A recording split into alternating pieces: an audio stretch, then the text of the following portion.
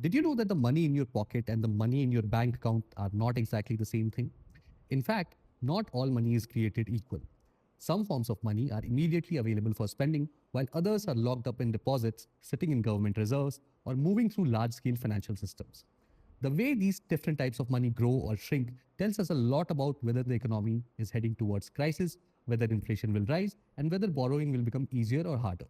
And if you are an investor, understanding these signals can help you make smarter financial decisions. In this video, we are going to break down the 5 types of money that exist in the economy: M0, M1, M2, M3, and M4. Each of them plays a different role in how the financial system works, and by the end of this video, you will see how their growth has shaped major economic events in history, from inflation crises to stock market booms. Let's start with the most basic form of money: M0, also known as the monetary base. This is the foundation of the entire financial system. It includes all the physical cash in circulation plus the reserves that banks hold with the central bank. Think of it as the purest form of money, the printed currency that you can physically hold or that sits in a bank's vault. Central banks, like the Reserve Bank of India or the US Federal Reserve, control M0 directly. If they print too much of it, inflation skyrockets. If they restrict it, liquidity in the economy tightens and borrowing becomes more expensive. A classic example of what happens when M0 grows out of control is Zimbabwe in the 2000s. The government printed excessive amounts of money to cover its deficits, and as a result, hyperinflation hit an insane 89.7 sextillion% at its peak. People literally needed wheelbarrows of cash to buy bread. India too has had its moments where M0 played a crucial role. During demonetization in 2016, when 500 rupee and 1000 rupee notes were withdrawn overnight, a large portion of M0 was suddenly removed from circulation. This caused an immediate liquidity crunch, but over time, that money moved into bank deposits, shifting the balance between different forms of money supply. Since then, M0 in India has been steadily growing, crossing 42 lakh crores in 2023. This reflects both the growing economy and increased digital transactions, reducing reliance on physical cash. Now let's move one step further to M1, the money that is immediately available for spending. M1 includes all the M0 cash plus demand deposits, which are funds that you have in your checking or current accounts that you can withdraw anytime.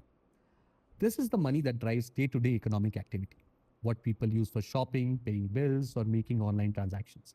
If M1 increases rapidly, inflation often follows because more money is chasing the same amount of goods and services. We saw a great example of this post-COVID in the United States. The US government injected trillions of dollars into the economy through stimulus checks, and as a result, M1 shot up from around $4 trillion in early 2020 to over $18 trillion by 2022. The result, inflation in the US hit a 40-year high of 9.1% in June 2022. On the flip side, if M1 contracts, like during the 2008 financial crisis, when banks stopped lending and people hoarded cash, spending slows down, businesses struggle, and recessions follow. M2 takes things a step further. It includes all of M1 plus saving accounts, small fixed deposits, and money market funds. Essentially, money that is available but not instantly spendable. M2 is important because it reflects both spending and saving behavior. When M2 is rising, people have money to invest, banks have liquidity to lend, and the economy grows. But when M2 contracts, credit dries up and borrowing becomes difficult. Take Japan as an example. In the 1990s, after its stock market and real estate bubble burst, M2 growth stagnated. People became extremely cautious with money, saving more instead of spending. As a result, Japan entered what is now known as the lost decade, with almost no economic growth and persistent deflation. Meanwhile, in India, M2 has been expanding steadily, reaching 225 lakh crores in 2023, reflecting a growing middle class and rising economic activity. However, this has also raised concerns about inflation and whether RBI should tighten monetary policy. M3 is where things get even more interesting. It includes M2 plus large deposits and institutional money market funds. This is the money supply that fuels big businesses, large infrastructure projects, and major corporate loans. If M3 grows too fast, it can lead to economic bubbles where too much money is floating around without enough productive use. China saw this in the 2010s when M3 expanded aggressively, fueling a massive property boom. But when the government cracked down on excessive lending, real estate developers like Evergrande collapsed, causing a credit crisis. In India, M3 has been growing steadily, reflecting strong credit expansion.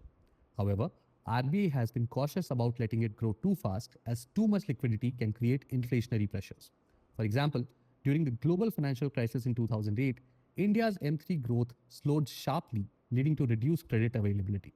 But in 2020, when COVID-19 hit, RBI boosted liquidity by reducing repo rates, ensuring that M3 remained strong to support businesses. Finally, we have M4, the broadest measure of money supply.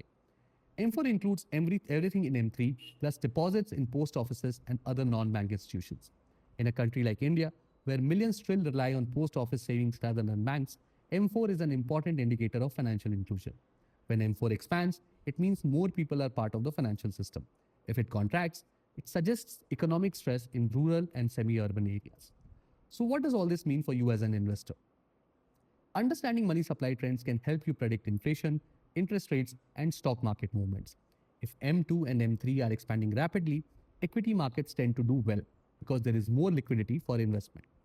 But if central banks start restricting M2 growth to control inflation, stocks often take a hit and interest rates rise, making loans more expensive.